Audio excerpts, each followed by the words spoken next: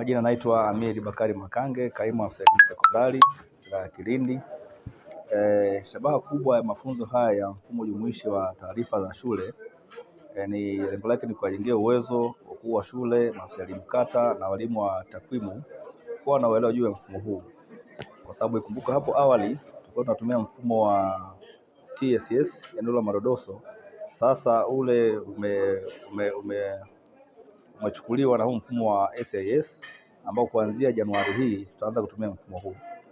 Mfumo huu ni rafiki kwa kuwa unaweza kupata taarifa za shule moja kwa moja kigajani mwako kupitia kwenye kompyuta yako ukiwa ofisini. Leo na kesho tutafanya kundi la kwanza hadi tarehe 22 mwezi tutakamilisha mafunzo haya kwa makundi manne, ambapo kila kundi moja tutapata mafunzo kwa siku 2. Mwisho wa mafunzo hayo tunategemea kuwafikia walimu 339 ambao hao nao basi wataenda kushusha uelewa huo kwa walimu wengine waliobaki kule shuleni. Majina naitwa Mwalimu Mwanahawa Mdachi, ni mwalimu mkuu shule ya msingi Kigunga, ambaye ni mmoja nimekuja kuhudhuria katika mafunzo haya ya mfumo wa SIS. Lengo kubwa la kuja kuhudhuria mafunzo haya ni kupata uelewa kwa ajili ya kuja kujiendeleza na mambo ya kimifumo zaidi. Niseme tu mfumo wa SIS haukuanza mwaka huu, ulianza tangu mwaka jana na tulipata mafunzo, lakini ulikuwa na changamoto. Changamoto kubwa ya kwanza ni kutokana na vipengele vingi ambavyo vilikuwa havijaboreshwa. Kwa mfano, mfumo wa mwaka jana ulikuwa haujaunganishwa na mfumo wa PREM. Kwa hiyo unakuta unaingiza taarifa kwenye mfumo wa SIS alafu zinatofautiana na mfumo wa PREM. Kwa hiyo kwa mwaka huu tumeona maboresho kwamba mfumo wa SIS umelink na mfumo wa PREM. Kwa hiyo tumeona serikali imetusaidia au Wizara ya Elimu imetusaidia katika hilo.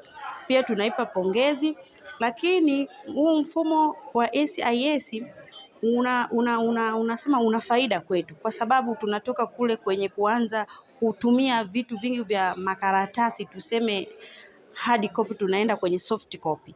Kwa hiyo inatusaidia katika kuboresha kuita majina kwa watoto, kuboresha katika kuhamisha wanafunzi, katika kuhamisha mwalimu, vyote hivyo inatusaidia. Kwa majina naitwa Rashid Amali Mkawa, ni afisa tehama halmashauri ya wilaya ya Kilindi.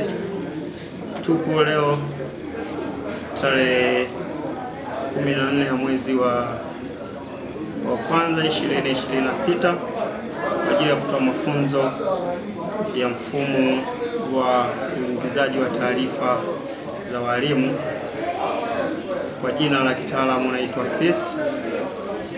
Tupo hapa kwa muda wa siku 6. Ya mfumo kimsingi umeboreshwa kwa kiasi kikubwa ukilinganisha na mfumo tuliokuwa tunautumia 2025. Ulikuwa na baadhi ya features zinakuwa hazifanyi kazi, lakini kwa sasa ukiangalia mfumo huu ulioboreshwa una uwezo.